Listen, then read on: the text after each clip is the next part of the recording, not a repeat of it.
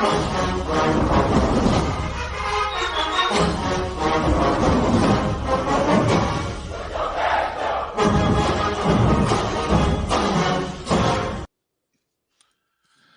right, welcome back to the O&G Strike Zone. Brian Fulford here. I promise I'm not live from the parking lot or out in Beirut or anywhere.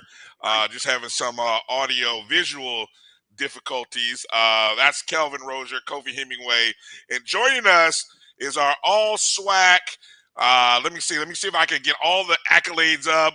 Led the conference in doubles a year ago. Fifth in RBIs, fifth in home runs. Top 10 slugging percentage. It's the catcher, played and started in all 48 games last year. Miss Nyah Morgan. Nyah, welcome to the O&G. Thanks for coming on tonight. How are you doing? I'm good. How are you? We are blessed, and we thank you for coming on the show and talking with us.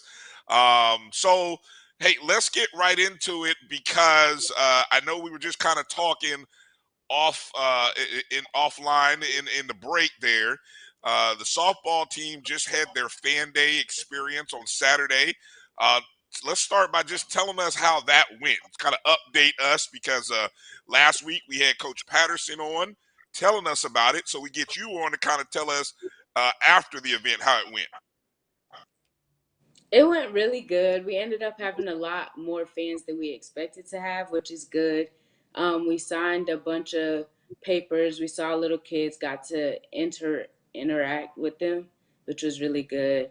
FAMU DRS ended up coming. We're trying to bridge the gap between us and them so that we can go to more of their softball games and they can come to ours. Right. I know Coach talked about that being something she was really pushing hard. How do you talk a little bit about the relationship of just reaching back to younger athletes and maybe relate that to influences in your life that brought you or that inspired you to want to play softball? Um, So, as far as being able to reach out to younger athletes and things like that, I know that it is very important for young female African American athletes to realize that there are people doing things that they want to do when they get older now that are African American and did go through all the hardships younger. So, Right, right. All right. So before I turn it over to my guys here, let's start with a little bit of your background. You're from Jacksonville, correct? Tell us a little bit about how you found your way to FAMU. I know originally you were at a different school. What was it that attracted you to FAMU? How and why did you end up getting to FAMU? so my dad is actually an alumnus of FAMU, which kind of drew me there after I realized that it was time for me to leave Stetson. So my dad has actually been trying to get me to FAMU since I started playing ball, but I had to go experience other things first to realize this is where I needed to be. So That's all right. That's all right. It happens sometime. You know, it takes time. Kelvin, go ahead there. So the season is getting ready to start. I'm looking at the preseason prediction order of finish for the East Division, and they have FAMU at fourth with Alabama State, Jackson State, and Bethune ahead of us. Just talk about your goals personally for this year, this season, and if there are any, and what the team goals are. For me personally, my goals are to just do better. I didn't have the season I wanted to have last year in regards to like my batting average and my fielding percentage. So that for me is just trying to hone in on what I need to do as a player to get to the standard that I hold myself to. In regards to the team, we just want to be SWAC champions. That's really all it is. It's either we do it or we do it. So Okay, the I follow up like to that I is like that. yeah. The follow up to that is how do you feel about the squad that we fielded this year?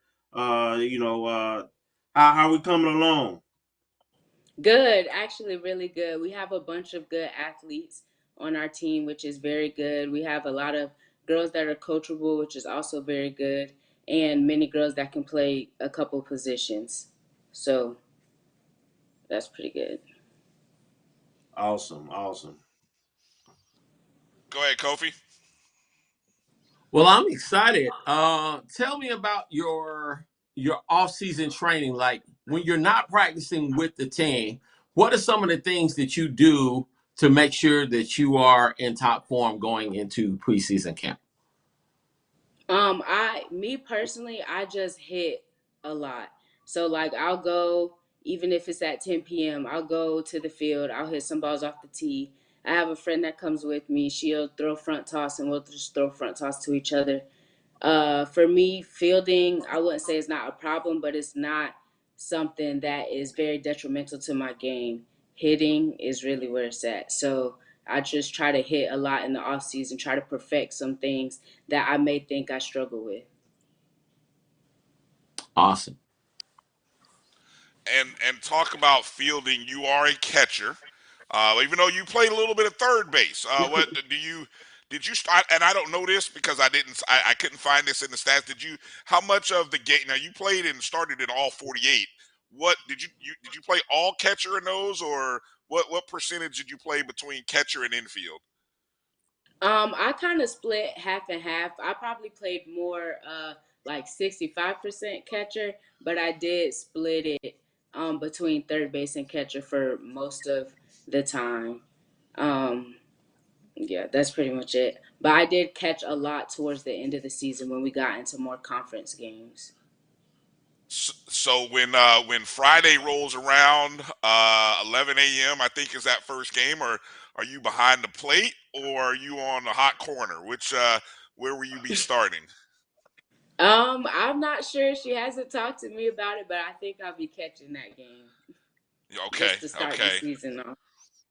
So here's what I've been told and heard. Being the catcher is sort of like being the quarterback of the team, and you have to you not only you're working with the pitcher, but you got to work with everybody else. Uh, do you like that role as the catcher? Talk a little bit about that role of being the catcher versus being that third base infielder. As a catcher, you have to be the commander of the field because you can see all of it.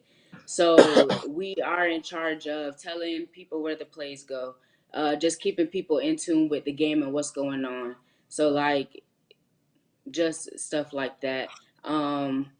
At third base, I wouldn't say you get to take time off from thinking so much, but it's you get to take a little bit of time off. It's not lax, but you do get to take a little bit of time off from thinking because it's the catcher's job to think, really. Because you don't want your pitchers thinking too much. You don't want your infield or outfield thinking too much because if they don't know, then the play's not going to happen. Nice, nice. And were you you played both kind of growing up all through high school and everything, is that correct? No. So in high school, I was actually on my high school team in sixth grade because I went to a school that was kindergarten through 12th. Right. So I was on my high school team in sixth grade and I played third a lot, a lot. And then during travel ball, I caught a lot. Wow, okay. Okay. Yeah. I mean okay, that's a heck of a transition. How, we'll talk about that a little bit. I'm curious about how you make that transition. I won't hog up all the questions from my guys, so we'll come back to it. Kelvin, go ahead.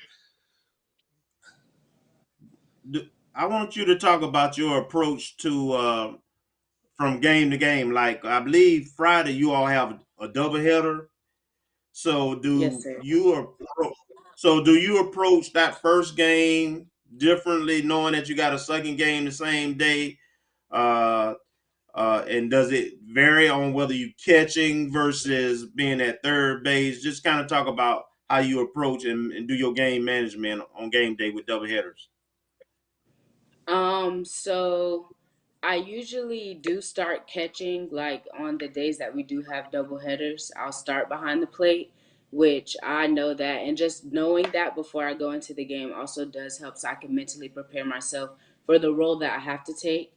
Um, but nothing really changes. I know for me, behind the plate, throwing wise, it's a different arm slot. So just being able to prepare myself for the different arm slots of throwing helps a lot. Hmm. Go ahead, Kofi. Okay. Well, you know, being in Tallahassee, there are three softball teams or three collegiate softball teams. Do you guys have an opportunity to practice against one another, play, play games over the summer? Um, or do you all have any type of league thing where there's more interaction where you guys can uh, continue to progress or make or play against those guys or no, ladies? Yes. So during the our fall season, we play about 5 games, and we usually do try to fit in games against TCC. And during our spring season, we usually play FSU once So or do you all twice. practice? So do you all exchange numbers and practice outside of your structured practices? Do y'all keep in contact, or everything is focused around what you do at FAM? Everything's usually focused around what we do at FAM. We don't really keep in contact with TCC or FSU. I know us players don't because we're worried about like what we have going on here. So I understand. So you're excited about the SWAC tournament this year? Where is it? I don't know where it is. It's probably in Mississippi again, but I'm very excited. I'm glad to be there and glad to get the opportunity to be there again because I know we're gonna make it. So I'll just be excited to be there with my team. All right, y'all turned it out. Let's go. Let me follow up on that with Kofi's question about the SWAC. Obviously, 1 year in, first season in the SWAC last year. Give us your, as best as you can, give us your analysis of our opponents in the SWAC from what you saw last year to what you kind of expect going into this year. I expect us to have a target on our backs this year, especially because the we made it to the SWAC tournament last year, and they didn't really expect us to make it to the SWAC tournament at all. So I feel like Why? this year, I don't know, because we were the first. It was our first year in the SWAC, so they just expected us to be lesser than. But FAMU is never that. So um, True that.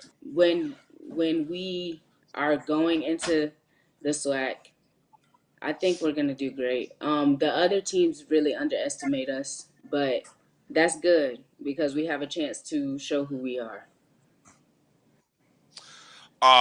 Coach Patterson last week felt really good about this team being a I don't know if she can quite use the word better, but a bigger hitting team this year. Obviously, that's going to be surrounded with you there at the lead, but I know you were very excited. She was one of the reasons why you came to FAMU. Talk a little bit about Coach Patterson, her style, what she's asking of you guys this year compared to last season.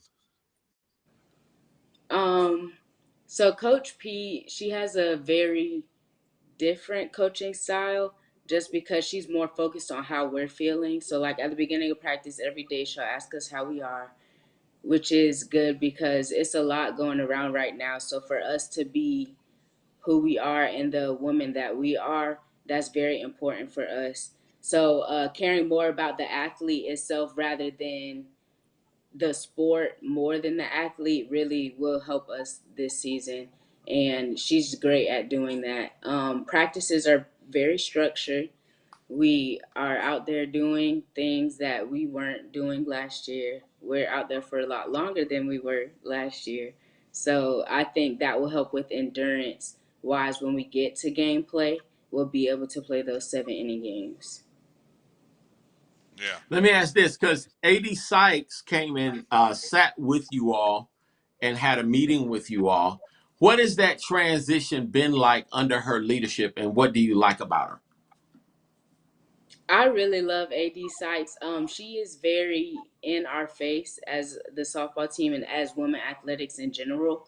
She's just trying to make our presence known on campus because we do feel like we're not in the spotlight.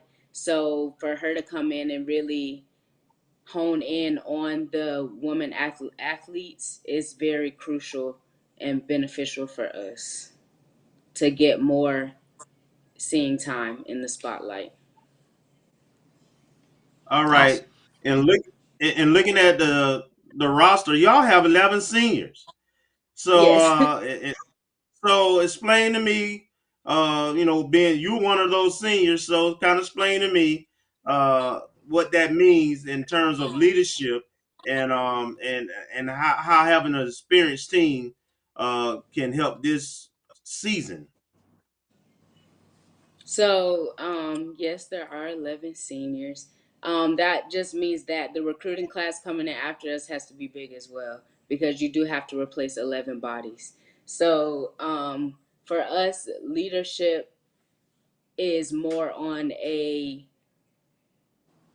show what you know how to do on the field rather than speaking leadership because that's 11 voices trying to say the same thing is a lot harder than just one voice. So we just try to show in actions rather than words. Okay, all right. That's You good right actually there. I have like that. you you you actually have 2 years of eligibility. So this isn't hopefully not a final senior season, right? Am I correct in that you have 2 years of eligibility? Yes, sir. All right. Um, I'd like for you to kind of give us now. Coach P gave us a little bit about the pitchers. She told us we got three very good pitchers.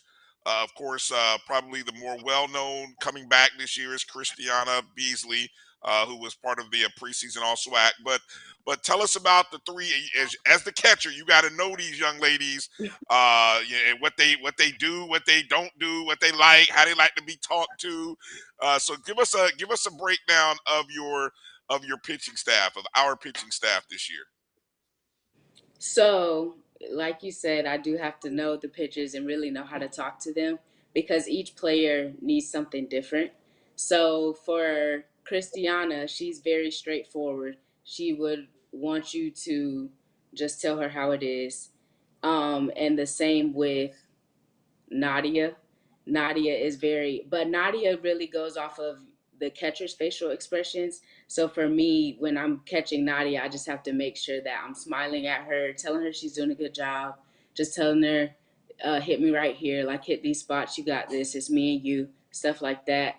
With Lauren, she's more of a bubbly pitcher. So it's kind of the same with Nadia. You do have to smile at her a lot and you just have to let her do her thing because if she's trying to do something else or trying to be too serious, she won't pitch as well as she wants to pitch. So yeah, that's the pitchers. All right, that's a great breakdown. Great breakdown.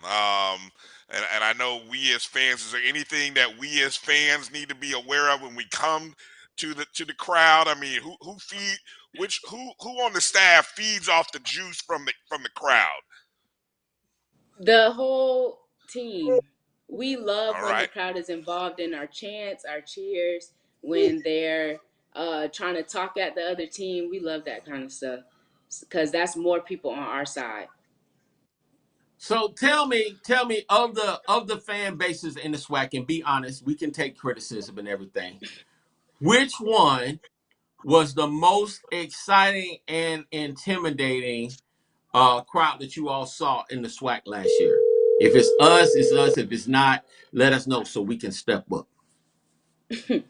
um, Most intimidating. Mississippi Valley State.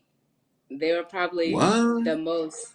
They had I was when we expecting went that. there, they had a I lot can of see people that. at their games. They had a bunch of student athletes. They had a bunch of parents just talking trash to us, stuff like that. So that was probably like the most intimidating What? crowd in the SWAC. that I've been around. What? You know after our good friend, hey, you know, can you imagine a whole crowd of people like that just talking and Whew, boy, look, Jesus. Did He, they something have the special he smell happened. of fried cat? you really Listen, well. did they have the smell of fried catfish up in there though? No, Could you smell the fish? You couldn't smell the fish. no. What about no grits fish, no ribs, no tailgate? They was just straight in y'all face, calling y'all up every Yes, name except the child of God. yes, yes. Okay. Jesus. All Wow, right. that's a shock. Okay. Yeah, that Well, I is a can dig shock. it. That is a shock. Nyah, before we let you go, we got to ask about the stroll. We waited until the end. You got to tell us because, you know, that's one of the things that, you know, the softball program has gotten, besides its good play, a lot of for the stroll. So, kind of give. Now, I don't imagine you had a lot of strolls that y'all did at Stetson, right? There weren't a lot of strolls they No, did at Stetson. Okay, yeah. we didn't All have right. any at all.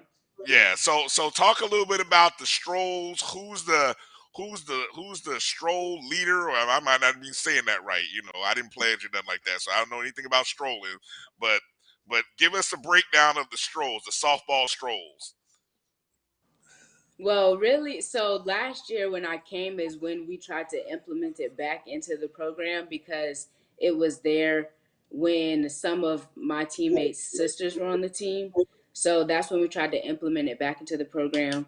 I Yes, ma'am. usually am the point of the stroll, and then we just go from there. Oh, so you're the point. Yeah. Oh, okay, okay. And what's the so is it one particular song that we try to work off of? Are you working on other songs, other strolls? Give us a little background on that. So the song that we stroll to is "Wipe Me Down." But we're trying to get another stroll to another song. We just haven't really had time to sit and think of what moves we want to go in the stroll. So that Gotcha. is a TBA, but I it got you. might be coming this season. Right, right. Now Kelvin has already agreed to come learn a stroll whenever y'all ready. He promises to come learn. I'm putting you out there, Kelvin. So I'm down. I'm down. I know. We you know, and Kofi might even come join in too. Kofi's got some moves, so we're down for it. And I gotta say, you guys do have some great chants. I still can I get a chill up my spine. Whoever did the who let the dogs out chant, I gotta record that because that chant was like that was vicious. Y'all did that against Jackson State, and them little Tigers they pawed up in a little corner, and y'all shook them. Y'all, I'm not gonna lie, I was at that game. That chant started, and I just watched their whole clubhouse, and they were like, "Oh my God, what are they doing?" And it just y'all really shook them that day. So I think we won that one too. So all right. So hey, Nyah, let us. I'm gonna give you the last word. Anybody you want to shout out? I think your dad is in the chat room. He's been in the chat room He is. chatting it up with everybody. What's up, Dad? What up, Rattler?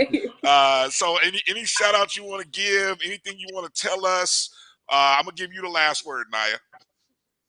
I think you guys should really come and support us this year. Everybody that is listening in, because we really need the support and we thrive off the crowd.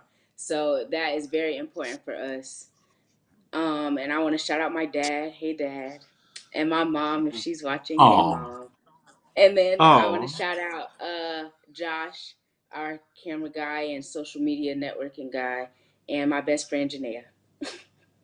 All right, Let's all go. right, all righty, all righty. Rattler Nation in Georgia, Rattler Nation in Macon, Georgia, Atlanta.